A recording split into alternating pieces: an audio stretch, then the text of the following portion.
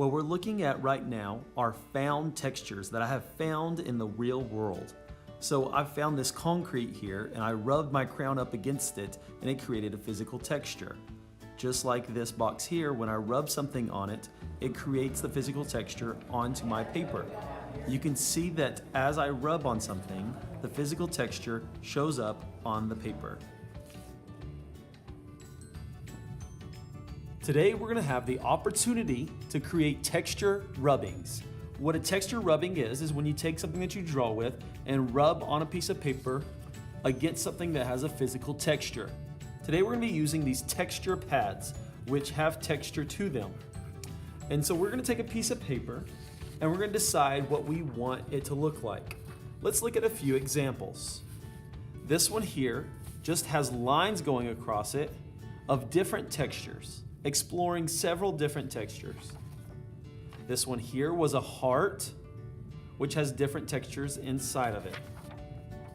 This one is a dolphin, which has textures on the inside and then also on the outside with different textures. This one was a hand that I traced, and then I put different textures inside and outside of it. I also explored a found texture by creating the texture of the bottom of my shoe.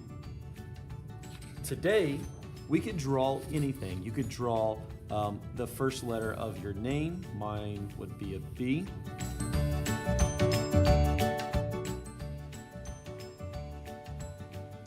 You can see here that I've put the texture pad underneath the paper that I am coloring. I have to keep the texture pad very still and keep it from moving for this to work. I also turn my pencil on its side and very lightly color over it with the pencil on its side, not straight up and down. You are going to be using either colored pencils or a crayon to make yours, not a regular pencil. I'm just rushing through mine here so that you can see what it looks like. But when you do yours, I want you to take your time. I take a little bit more time on this Batman here, but you can see that I'm going to color the inside and the outside and take my time on it. I want you to take even more time. I want you to go nice and slow and make yours look nice and neat. Whenever you draw your picture, I want you to draw it very large, taking up the entire page. You can see that I've drawn my Batman and even the other examples in this film. You can see that I've drawn them all very large, almost the size of the entire page. That way, that whenever you color the texture on the inside, it will have enough room to show up.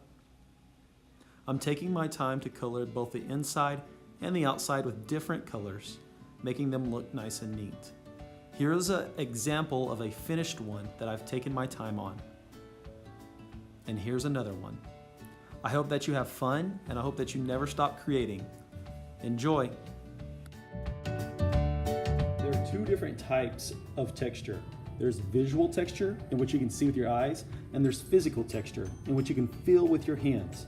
If I feel these texture pads, I can feel that they are physical textures. I can feel them with my hands. But if I look at these, I can see that there's textures, but I can't feel them with my hands. That means it's a visual texture. You can visually see it with your eyes. So that's the two different types of texture.